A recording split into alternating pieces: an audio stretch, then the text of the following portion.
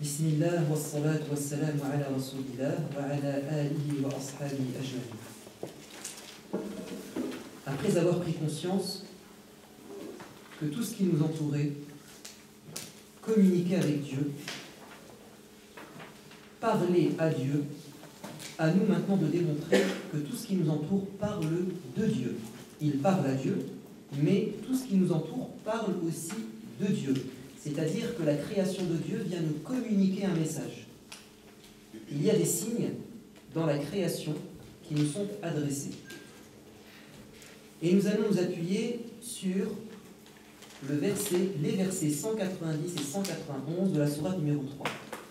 Et avant de vous lire ces versets, dans quelles circonstances ont-ils été révélés? Deux personnes n'ayant pas connu le prophète sont venues rencontrer Aïcha, la mère des croyants, la veuve, épouse du prophète bien-aimé. Donc après ça, ils lui ont dit: oh Aïcha, est-ce que tu peux, parmi tous les bons moments que tu as vécu avec le messager de Dieu, nous citer le meilleur d'entre eux? Et Aïcha va pleurer en disant: vous me demandez une chose difficile, car tout ce que j'ai vécu avec le messager de Dieu est une chose exceptionnelle. Mais je me souviens de cette nuit où nous étions sous la couverture, prêts à nous endormir, quand le prophète va me dire: oh Aïcha, me permets-tu ce soir de me retrouver avec Dieu et de veiller en prière? Et Aïcha va dire: ô messager de Dieu, tu sais à quel point j'aime ta proximité, mais j'aime aussi ce que tu aimes. Alors va communiquer avec Dieu et parler à Dieu et prier Dieu. Et le prophète va se retirer dans la mosquée qui était collée à l'appartement et il va passer une nuit à prier. Et juste avant l'aube, voilà que Bilal, responsable de l'appel à la prière, rentre dans la salle de prière. Et il remarque que le prophète bien-aimé est toujours en train de prier, mais qu'il est en train de pleurer. Et là, il va lui dire: ô messager de Dieu, pourquoi tant de souffrance? Dieu ne t'a-t-il pas promis le paradis? Pourquoi est-ce que tu pleures et pourquoi tant d'efforts alors que le paradis t'est garanti? Il a dit justement: ne serais-je pas un serviteur reconnaissant?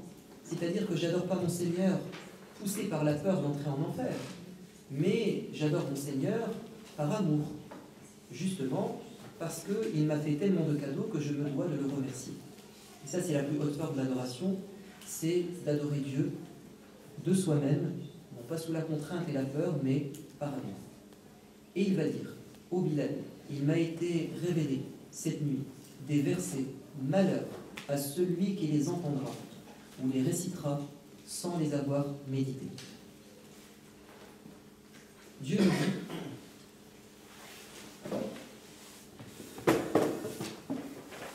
c'est la sourate numéro 3.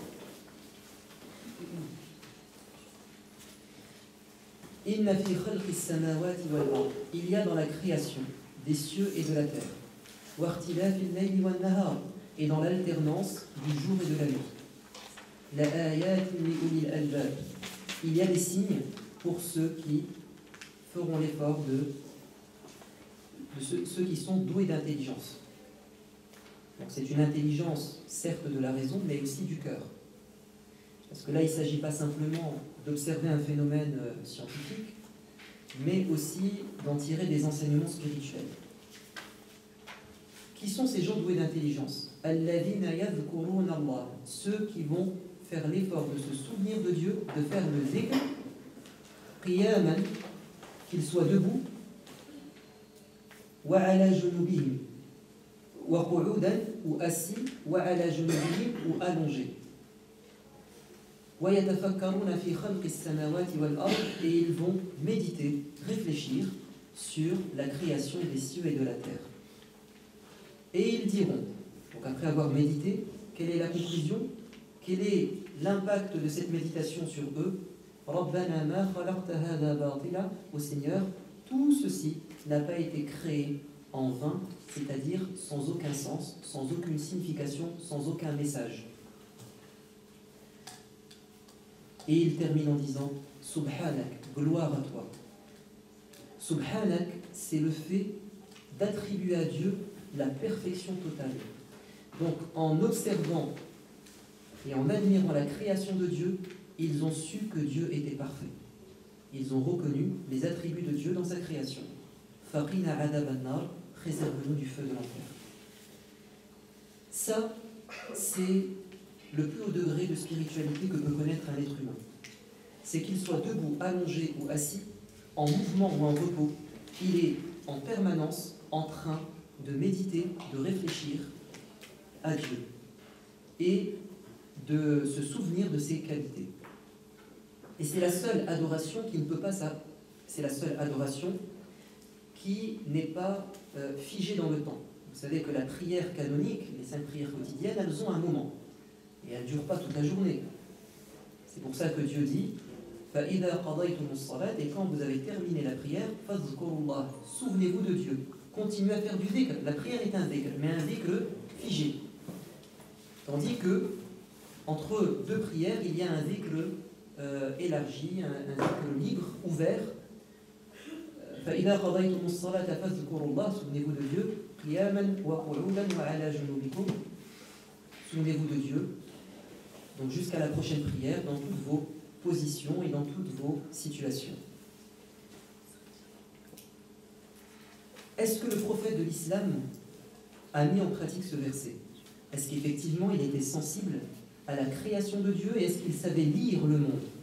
Oui, de toute évidence. Le prophète bien-aimé s'est toujours adonné à la méditation, même avant d'avoir reçu la révélation. Vous savez que durant les quelques années qui précédaient sa prophétie, comme dit Aïcha dans le hadith authentique, il lui a été aimé la solitude. Il aimait se retrouver seul. Seul pour quoi faire? Seul avec Dieu. Seul pour méditer sur la création de Dieu. Et quel meilleur endroit que la hauteur et le sommet d'une montagne où nous avons une vue panoramique sur le reste de la création et surtout sur le ciel, les étoiles, le coucher, le lever du soleil. Pendant des années, pendant des mois, il avait cette chance de méditer la création, de méditer sur la création des cieux et de la terre et de l'alternance du jour et de la nuit. Et comme je vous ai dit tout à l'heure, il a tellement réussi à rentrer en harmonie avec la création qu'avant de recevoir la révélation, une pierre a fini par s'exprimer à lui. Il a atteint un tel niveau de spiritualité dans la méditation que la pierre lui parlait et le saluait. Et quel a été l'objet de la première révélation? Iqra bismi rabbika alladhi khalaq. Lis au nom de ton Seigneur qui a tout créé. Enfin, au départ, c'était lis. Quand l'ange a dit au messager de Dieu, lis, naturellement, il a dit, je ne sais pas lire. L'ange va insister en disant, non, tu dois lire. Il a dit, mais je ne sais pas lire. Non, tu dois lire. Je ne sais pas lire. Et là, il va lui parler d'une forme de lecture. Lis au nom de ton Seigneur qui a tout créé. Il ne t'est pas demandé de lire un livre. Tu es illettré et analphabète. Il t'est demandé de continuer à lire comme tu le faisais avant, au nom de ton Seigneur qui a tout créé. Et la preuve qu'il s'agit d'une lecture de méditation, c'est que juste après, Dieu va dire il a créé l'être humain à partir d'une adhérence. On est encore dans la création de l'homme. Lis au nom de ton Seigneur, le très généreux, etc. Donc la première révélation, ça a été une invitation à méditer sur la constitution de l'être humain, voire même, c'est une invitation à approfondir nos connaissances dans l'embryologie, puisque la halaqa, c'est une étape de l'embryon, quand il est une adhérence accrochée à la paroi utérine. Donc le prophète bien-aimé, avant la révélation, il était dans la méditation, il reçoit l'ordre de continuer à méditer, et c'est ce qu'il fait. Pourquoi? Parce que par cette méditation, au nom du Seigneur, il va approfondir sa foi et sa crainte en Dieu. Et c'est pour ça que Dieu nous dit dans la sourate 35, versets 27 et 28, ceux qui sont les plus aptes à craindre leur Seigneur, ce sont les savants. Alors, les savants en Dieu, c'est-à-dire ceux qui ont des connaissances scientifiques, mais qui ne s'arrêtent pas simplement à une analyse matérielle, mais qui vont jusqu'à la méditation spirituelle. Ce sont ceux-là qui sont les plus aptes à craindre leur Seigneur. Et c'est ce que Dieu a fait avec tous ses prophètes. Dieu nous dit dans la sourate 6, verset 75, وَكَذَلِكَ نُرِي إِبْرَاهِيمَ مَلَكُوتِ السَّمَاوَاتِ وَالْأَرْضِ وَلِيَكُونَ مِنَ الْمُوقِنِينَ. Et c'est ainsi que nous avons montré à Abraham le royaume des cieux et de la terre, afin qu'il fasse partie des Mourinin, ceux qui ont la certitude. Ibrahim a atteint la certitude grâce à cette méditation sur la création de Dieu. Et Dieu lui a montré ce que personne ne pouvait voir. Il lui a montré le royaume des cieux et de la terre. Il a vu l'univers. Il a vu des choses incroyables que même peut-être les télescopes aujourd'hui ne peuvent même pas encore apprécier. C'est ce que Dieu a fait avec son prophète Mohammed, quand il lui a fait traverser les espaces interstellaires et qu'il est monté au 7e ciel. Il a vu tout cet univers. Et c'est pour ça que le prophète de l'islam, il a des propos scientifiques. Parce qu'il a vu et Dieu lui a donné la connaissance de ces phénomènes. On a plein d'exemples. Par exemple, il nous dit il n'y a pas une année où il pleut plus qu'une autre, mais Dieu répartit la pluie comme il le veut sur terre. Autrement dit, ce cycle de l'eau fait en sorte que la même quantité de pluie descend sur terre, mais dans un endroit il y a la mousson, dans un autre il y a un déluge, dans un autre il y a la sécheresse, etc. Comment pouvait-il savoir cela, si ce n'est par la méditation et par la révélation de Dieu? Ou bien quand il s'exprime sur un phénomène comme l'origine de la terre, et qu'il nous dit que la Kaaba a été construite sur la première roche qui est remontée à la surface de l'eau, ça signifie qu'au départ, notre globe était entouré d'eau, et ensuite il y a eu cette émergence des continents, et puis il y a eu un premier continent, la Pangée, et ensuite la dérive des continents. Et il nous dit, je sais que la Kaaba a été construite donc dans le nombril de la terre. C'est pour ça qu'on l'appelle Ummul Qura, la cité mère. Elle est la mère de toute la surface terrestre. Ou bien quand il va s'exprimer sur le corps humain et qu'il va nous dire que nous sommes composés de 360 articulations. Ou bien quand il nous dit que notre corps va disparaître totalement dans la terre, sauf une partie infime du coccyx, car c'est à partir de lui que nous avons été créés, et c'est à partir de lui que nous serons ressuscités. Et en 1930, il y a eu, dans les années 30, un scientifique qui a eu un prix Nobel parce qu'il a réussi à déterminer l'origine de l'embryon. Quand il commence à se constituer, c'est à partir du cordon primaire qui est en fait ce coccyx ou cette colonne vertébrale. Et certaines cellules de coccyx ne mourront jamais, elles seront toujours vivantes. C'est ce que nous dit le prophète, puisque Dieu va faire descendre une pluie bénie qui rencontrera cette graine qui restera de nous, et nous sortirons de terre comme des plantes. Et ça encore, c'est une chose qui est aujourd'hui avérée. Comment peut-il parler de tout cela? C'est parce que la méditation scientifique des phénomènes de l'univers était une priorité pour lui, car c'est ainsi qu'il se rapprochait de Dieu. Et les exemples sont très très nombreux. Sachez que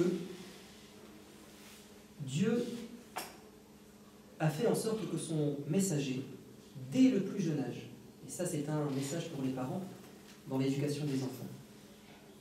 Vous savez qu'on est souvent le fruit de son éducation, et que plus une chose est ancrée et inculquée tôt, de manière précoce, et plus elle a de chances, évidemment, de trouver une place dans notre vie. Et bien Dieu a voulu que tous ces prophètes soient des bergers, c'est-à-dire qu'ils soient en contact avec la nature. avec les animaux, avec les plantes. Pour quelle raison? Alors, il y a une raison très claire, c'est que être berger, finalement, ça nous prépare au métier de berger dans le monde des humains, c'est-à-dire prophète. Le leadership, la connaissance de comment prendre soin des autres, créer l'unité, la hiérarchie, etc.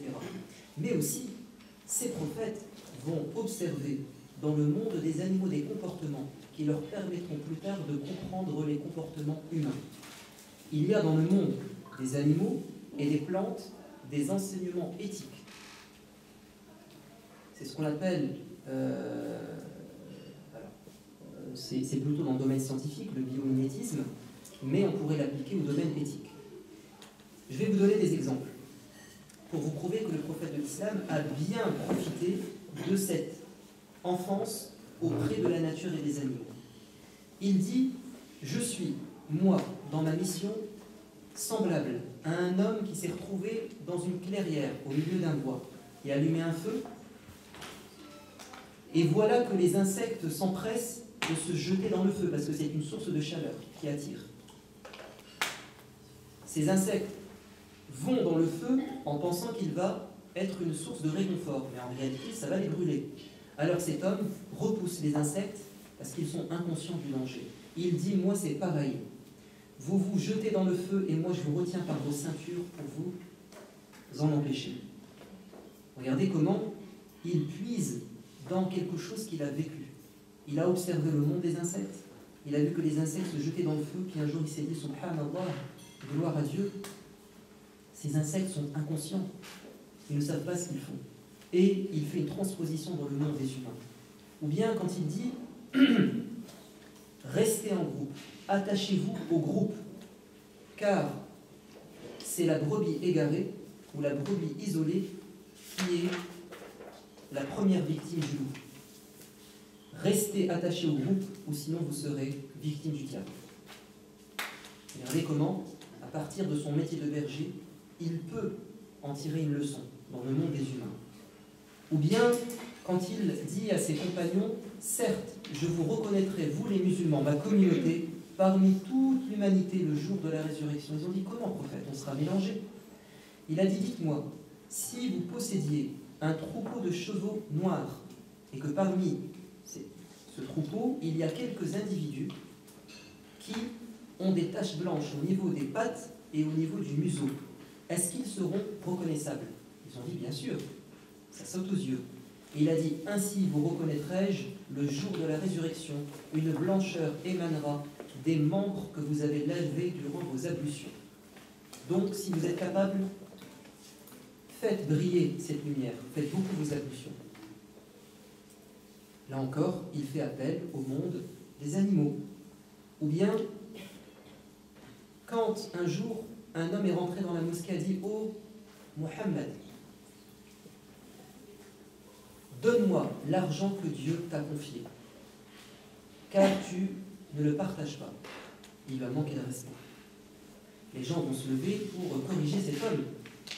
Mais le prophète va leur dire, non, non, laissez-le. Ô interne, prends-le avec toi et donne-lui ce qu'il réclame. C'est-à-dire les aides sociales dont qu'il mérite. Et ensuite, il va dire à cet homme, est-ce que tu as eu ce que tu voulais? Est-ce que tu es satisfait? Il a dit oui. Il a dit, demain, reviens à la mosquée et je veux que tu dises aux gens que tu es satisfait. Car mes compagnons en ont contre toi. Alors le lendemain, l'homme se présente et il dit, je témoigne que Muhammad est généreux et qu'il m'a donné ce qui me revenait de droit. Et là, le prophète va dire, vous voyez, vous êtes comme des gens qui voyez un chameau en fuite et vous courez derrière lui, mais vous ne faites que le repousser. Tandis que moi, je suis comme son propriétaire. Je prends de l'herbe et je l'attire. C'est-à-dire, je suis moi le mieux placé pour savoir comment attirer les gens vers l'islam.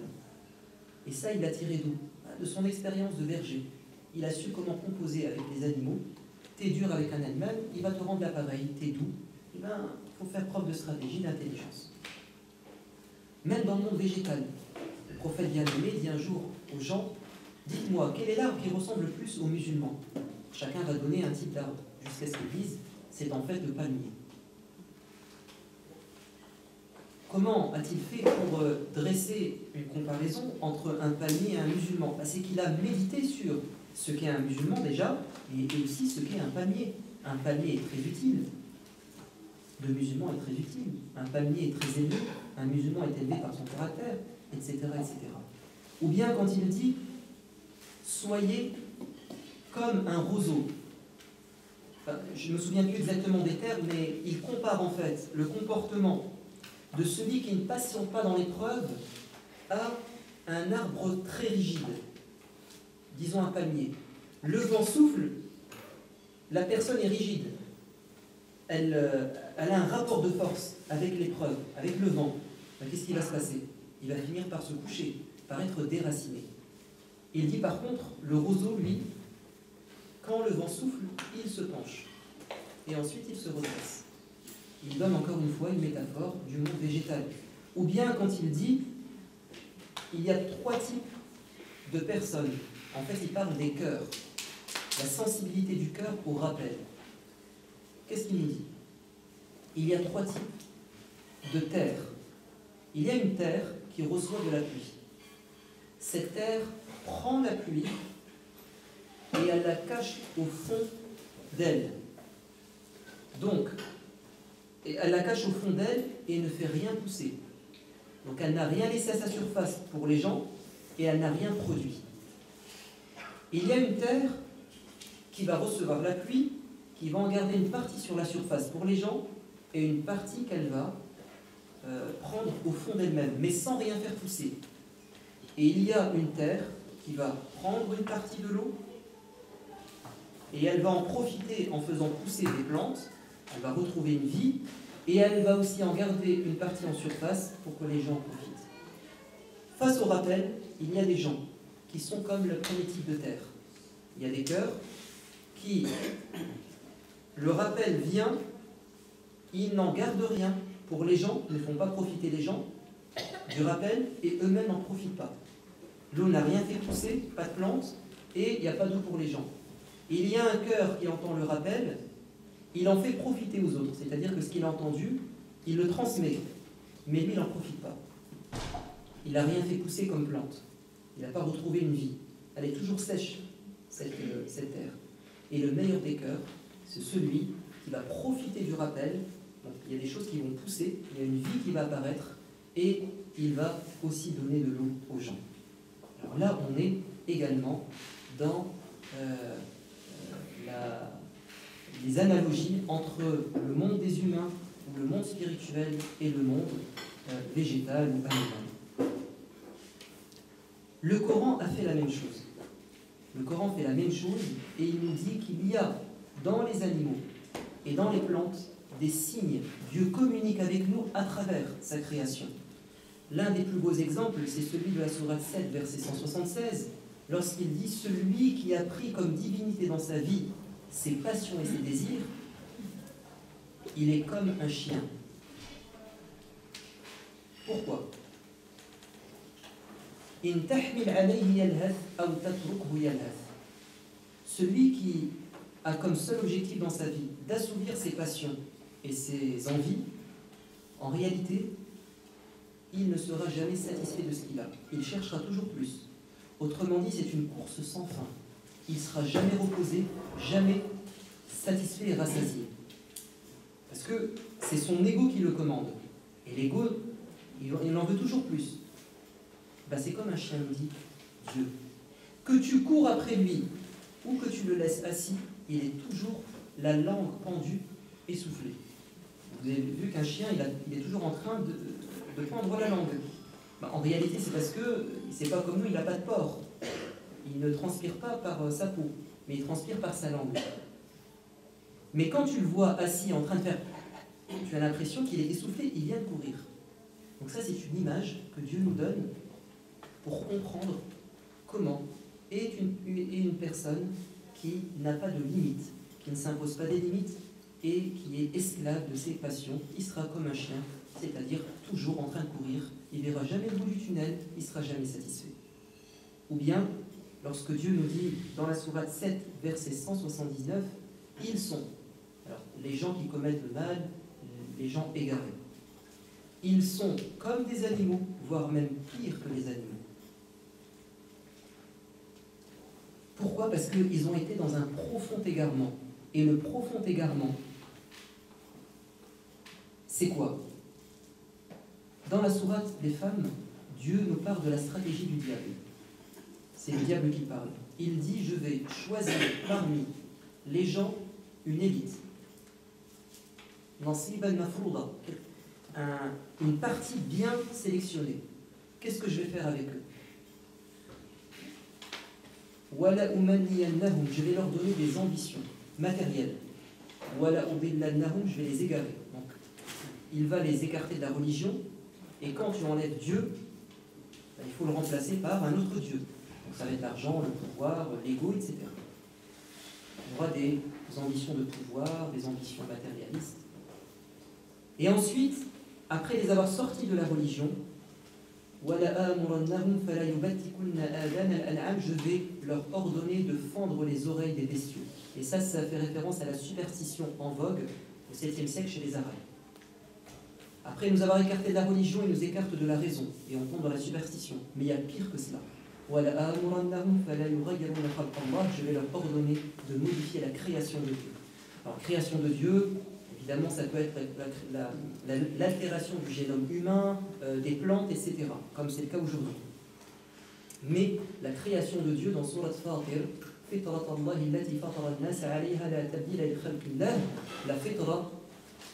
la création de Dieu, c'est la fitra, c'est-à-dire ce que Dieu a mis chez chaque être humain qui s'appelle la morale. Après avoir écarté les gens de la religion, puis de la raison, il les écarte de la morale, qui est la dernière limite chez l'être humain. Une fois qu'on n'a plus de morale, on devient un animal. Quelle est la grande différence entre un animal et un être humain? C'est la pudeur. Un animal n'a pas de pudeur. Il fait n'importe où. Il n'a pas de vêtements. Vous avez déjà vu un animal mettre un vêtement? Il s'accouple partout.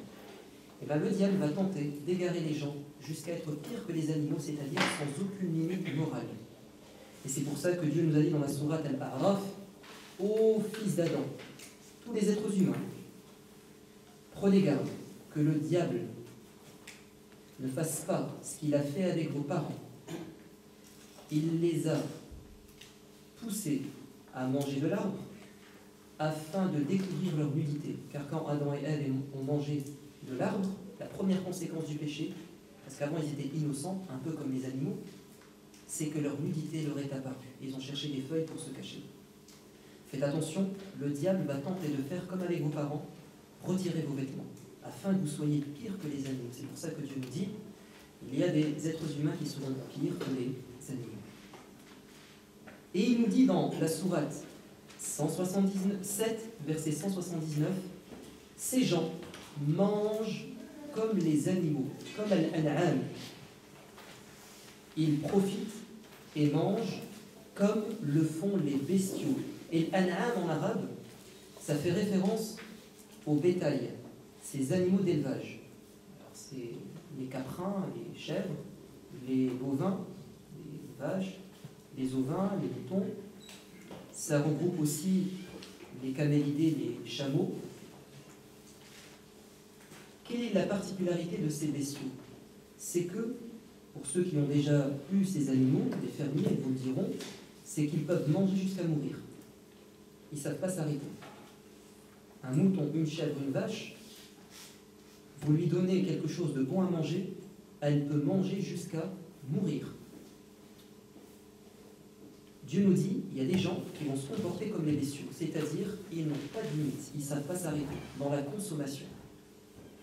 Regardez comment Dieu nous renvoie vers le monde des animaux. Il y a beaucoup d'enseignements à tirer. Et ces animaux sont là pour nous éduquer spirituellement. Mieux encore, vous avez des sourates qui portent le nom d'insectes. Pourquoi? La sourate l'araignée, Dieu nous dit, ceux qui ont pris en dehors de Dieu, c'est le verset 41, sourate 29. Dieu nous dit,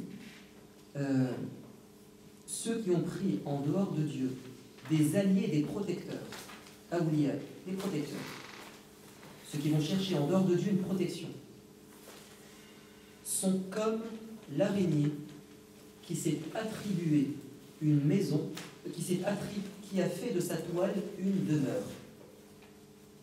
À quoi sert une maison, une demeure?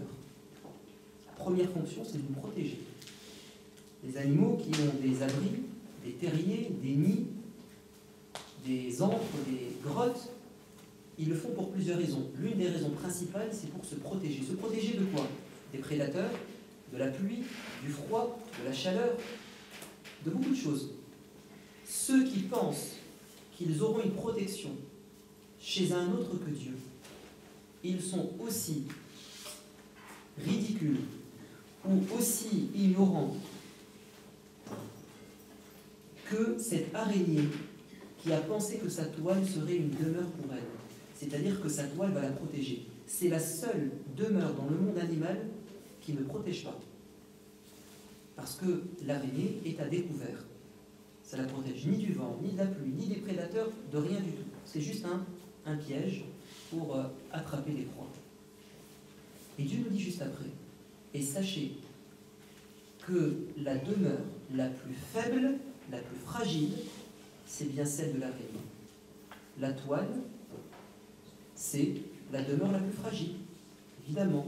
C'est une matière, certes, le fil de soie, c'est une matière très solide, mais quand on en fait un gros fil, mais quand c'est une toile, vous pouvez la déchirer facilement, n'est-ce pas? Donc c'est la plus fragile. Mais ça fait référence à ce qui est encore plus fragile. Est-ce que vous savez qu'il y a une araignée, vous pouvez retrouver ça sur YouTube, sa maison, c'est une bulle d'air, une araignée qui vit dans l'eau. Elle prend avec sa queue au sondage de l'air et elle fait une bulle dans l'eau. Et c'est ça, sa maison. Y a-t-il plus fragile dans le règne animal qu'une maison faite d'air? Mais Beit en arabe signifie autant une maison au sens propre qu'au sens figuré. Beit, ça veut aussi dire une famille. Et la famille la plus fragile du monde animal, c'est celle de la veuve noire. La femelle est plus grosse que le mâle arrive tout doucement. Parfois, elle le mange avant qu'il ne s'accouple avec elle, parfois l'accouplement est fait et elle le mange juste après. Donc, une femme qui mange son mari, ensuite elle pond ses œufs, elle les met sur son dos. Quand les petits naissent, ils mangent leur mère, les enfants qui mangent les parents. Et les petits entre eux, ils se mangent entre eux, frères et sœurs. Y a-t-il une famille plus fragile dans le monde animal? Je ne pense pas. Et bien quand Dieu nous parle de ça, qu'est-ce qu'il est en train de nous dire? Il est en train de dire, attention, ne soyez pas comme cette famille fragile. Faites en sorte que votre famille soit une famille soudée, solide, solidaire, comme celle des fourmis. Et il nous donne l'exemple de la fourmi. Il y a une soirée qui s'appelle la fourmi. Et pourquoi est-ce qu'il nous parle de cette fourmi? Alors Salomon arrive avec son armée, et il y a une fourmi qui entend les vibrations du trot des chevaux, et elle va dire à ses congénères, Udkhulu masakinakum, rentrez dans vos maisons, car Salomon et son armée arrivent par inadvertance et ils vont vous briser. Salomon entend ça, et je vous avais dit que certains prophètes pouvaient comprendre le langage des animaux. Il a entendu ce qu'a dit cette fourmi, il va sourire. Et en fait, Dieu nous parle de cette fourmi comme un exemple. C'est cette fourmi solidaire avec ses sœurs qui lance une alerte, qui pense aux autres avant de penser à elle, qui leur indique comment se protéger. Donc, Dieu ne cite d'animaux dans le Coran que parce qu'il y a un enseignement spirituel. Et ça, c'est très clair avec le corbeau. Quand Qabil, Caïn, a tué son frère Abel, Habil, par jalousie, il s'est dit, mon Dieu, que vais-je faire de ce cadavre? Première fois qu'un être humain meurt sur terre. Donc il est confronté à une situation totalement nouvelle. Que vais-je faire de ce cadavre? Il faut le cacher. Et pendant qu'il se posait cette question, Dieu envoie un corbeau qui va creuser la terre, alors soit pour chercher la nourriture, soit pour enterrer un autre corbeau. Et là, il va dire, c'est bon, j'ai compris, et il va enterrer son frère. Et donc, nous savons que le rituel funéraire de l'enterrement, nous l'avons appris du monde animal. Également, Dieu va nous dire dans la sourate 2, verset 26. Dieu n'a pas honte de prendre pour exemple une parabole. Une parabole, c'est voué à être médité. Une parabole, c'est pour en tirer des enseignements. Dieu n'a pas honte de prendre pour exemple les paraboles un moustique, ou tout être aussi grand soit-il. Les croyants y découvriront la vérité venue de leur Seigneur. Toi, quand tu vois ce moustique, tu ne vois pas qu'un vulgaire moustique que tu vas écraser, mais tu vois la puissance de Dieu. Ça, c'est pour les croyants. Ils y découvriront la vérité venue de leur Seigneur, pendant que les négateurs, ceux qui ne croient pas en Dieu, se demanderont, mais quelle signification Dieu a-t-il voulu donner à cet exemple? Pourquoi est-ce qu'il nous cite un moustique? Ça n'a pas de sens. Les gens à l'époque se moquaient du Coran. Un Coran qui parle de moustiques. Par de tels exemples et de telles paraboles, Dieu égare bon nombre de gens et en guide autant. Et étudier un peu le fonctionnement du moustique, c'est un animal extraordinaire. Rien que comment il suce le sang, c'est quelque chose de complètement fou. Vous savez que quand il suce le sang, il prend une quantité de sang par rapport à son poids qui est phénoménale. Normalement, si c'était à l'échelle humaine, on exploserait. Mais lui, Dieu l'a créé, il est capable de prendre une quantité de sang qui est, je ne sais pas, 100 fois, 200 fois plus que son poids. Comment est-ce possible? Après, vous savez, hein, le système d'analyse du sang, et après comment il endort, bon, c'est quelque chose d'incroyable. Donc, il y a dans le moustique une parabole pour les hommes. Dans la sourate 28, verset 73, « Ô homme, voici une parabole qui vous est proposée, et écoutez-la. Ceux que vous invoquez en dehors de Dieu ne sauraient même pas créer une mouche. Dussent-ils s'y mettre ensemble? Et si une mouche leur enlevait quelque chose, ils seraient incapables de la lui reprendre. » Dieu est en train de dire aux associateurs, vous qui êtes en train de donner des offrandes ou en train de parfumer vos idoles, observez ce que fait la mouche de vos idoles. La mouche se pose sur l'offrande de votre idole et elle vous vole de la nourriture. Cette offrande, elle est dédiée à Dieu. Ce qu'on donne à Dieu, Dieu le prend. Dieu devrait le protéger. Comment se fait-il qu'une vulgaire mouche vient voler à votre Seigneur, votre Dieu Tout-Puissant, le cadeau que vous lui avez fait? Et ce qu'il a pris de cette nourriture, vous serez incapable de la récupérer. Parce que la mouche, dès qu'elle prend dans sa trompe de la nourriture, c'est tout de suite liquéfié, dans sa trompe. Dès qu'elle l'a pris, vous ne pouvez plus la reprendre. Parce que ça s'est transformé. Dieu cite l'exemple d'une mouche. Donc il nous est demandé de regarder le monde avec notre cœur, n'est-ce pas? Ou avec les yeux de la foi. C'est très important. Dieu nous dit dans la sourate 12, versets 105 et 106, « Que de signes évidents dans les cieux et la terre, devant lesquels les hommes passent et s'en détournent. Et la plupart d'entre eux ne croient en Dieu qu'en lui donnant des associés. » Allah nous dit, vous avez tellement de signes, mais vous passez à côté et vous vous en détournez. Et il y a peu de gens qui ont le vrai tawhid. C'est-à-dire que pour atteindre le summum dans l'unicité de Dieu et l'adoration du Dieu parfait, il faut méditer ces signes. Car il y a dans la création des indications que Dieu est tout-puissant. Que Dieu est le miséricordieux. Le prophète nous dit, bien-aimé, Dieu le Très-Haut possède 100 parts de miséricorde. Il en est descendu une seule sur terre, qu'il a répartie entre les génies, les djinns et les hommes, mais aussi les bêtes et les insectes. C'est grâce à cette part de miséricorde unique qu'ils se témoignent de la sympathie et se font miséricorde. Qui? Les djinns, les hommes et les bêtes et les insectes. Encore une fois, les bêtes et les insectes.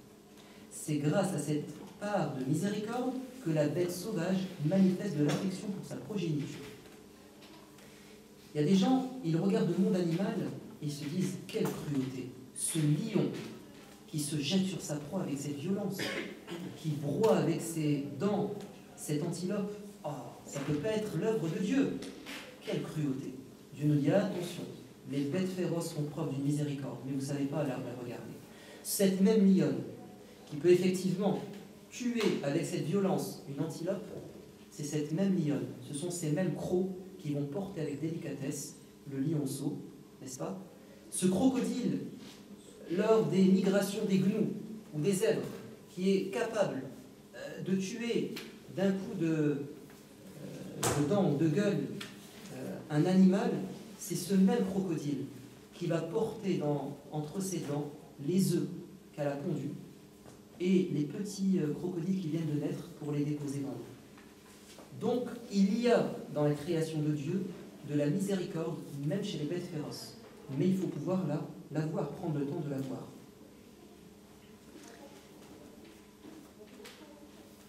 Par exemple, prenons l'exemple de la subsistance. Allah Azza wa Jal nous demande de reconnaître qu'il est celui qui garantit à chacun d'entre nous sa subsistance. Il nous demande de déceler cet enseignement dans le monde animal. Par exemple, Dieu dit, il n'y a pas un animal, une bête sur terre, si ce n'est que Dieu lui garantit sa subsistance. Très bien. Dans la sourate 11, verset 6, la subsistance de toute créature sur terre est assurée par Dieu. Bon. Qu'est-ce que nous dit le prophète bien-aimé? Il nous dit, si vous vous en remettiez véritablement à Dieu, si vous aviez atteint le vrai tawakkul, il vous nourrirait comme l'oiseau qui sort le matin le ventre vide et revient le soir le ventre plein. Regardez comment le prophète veut inculquer en nous une notion hyper importante dans la foi, c'est faire confiance à Dieu. C'est lui qui te donne la subsistance. Et il te dit, regarde chez les oiseaux. L'oiseau, il sort le ventre vide le matin, quand il revient, il a à manger dans son ventre. L'imam Malik, ce grand imam du IIe siècle de l'islam à Médine, avec son élève Al-Shafi'i, vont débattre de ce hadith. L'imam Malik dit, pour moi ce hadith est la preuve que les efforts des êtres humains n'entrent pas en compte dans la subsistance. C'est Dieu qui te donne sans que tu fasses d'efforts. Car le prophète dit, si tu faisais vraiment confiance à Dieu, dès que tu atteins ce niveau de confiance, Dieu va te rapporter ta subsistance comme il le fait avec cet animal. L'imam Shafi'i dit, non, je ne suis pas d'accord. Moi, je pense que le hadith dit le contraire. Pourquoi? Parce que l'oiseau est sorti le matin. Il n'est pas resté dans son nid. Il est sorti chercher sa nourriture. Donc il a fait un effort. Quand il est rentré le soir, il avait le ventre plein.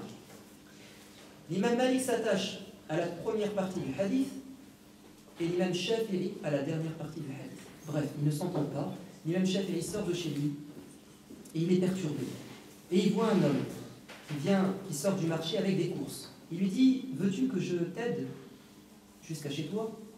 Il l'accompagne et le monsieur, pour le remercier, lui offre une poignée de dattes. Et là il dit, gloire à Dieu, j'ai la preuve irréfutable que mon maître avait tort et j'avais raison. Il va voir son maître, l'imam Malik, et il lui dit, tu vois, cette poignée de dattes, elle n'est pas tombée du ciel. J'ai dû rendre un service à cet homme pour pouvoir avoir une récompense. L'imam Malik va lui dire, est-ce que tu peux m'offrir une date? Il a dit oui. Il a mangé une date. Il a dit, tu vois, moi je suis resté là, et la date est venue jusqu'à moi. Mais en réalité, tous les deux ont raison. Il y a une part de la subsistance qui ne dépend que de Dieu. Qui vient que de Dieu. Dieu nous dit dans le Coran, celui qui craint son Seigneur, Dieu lui assurera une subsistance par des voies insoupçonnées et lui ouvrira des portes ou des issues à ses problèmes. Donc il y a une subsistance qui ne dépend que de Dieu. Par contre, il y a une part de la subsistance qui dépend de nos efforts. En fait, tous les deux avaient raison. Donc on peut dire en conclusion pour cette partie, ce qu'a dit Al-Hassan al-Basri et ce qu'a dit Ad-Darani. Al-Hassan al-Basri a dit, méditer pendant 1 heure est mieux que passer la nuit en prière. Ad-Darani a dit, à chaque fois que je sors de chez moi et que mon regard se pose sur une chose, je vois dans celle-ci un bienfait et un enseignement. Et Jésus était avec ses apôtres, comme cela a été rapporté par l'imam Malik, et ils ont vu une bête en putréfaction, un chien qui était en train de pourrir. Et ses apôtres ont dit « Ah, ça sent mauvais, c'est horrible ». Il a dit « N'avez-vous pas vu la blancheur de ses dents ?» C'est-à-dire, il a orienté le regard vers quelque chose d'incroyable. C'est que les dents n'ont pas pourri comme la viande et qu'ils restent intacts. Donc, tout dépend du regard que nous portons sur la création de Dieu. Et ça, c'est un travail. Et ça s'apprend avec la science. Sachez que la science est très importante. Plus vous habituerez vos enfants, étant jeunes, à regarder des reportages d'animaux, des émissions, des documentaires, et plus vous les préparez, comme Dieu l'a fait avec son prophète, à cette méditation, la reconnaissance des signes de Dieu dans sa création. Wallahu a'lam, walhamdulillahi rabbil alamin.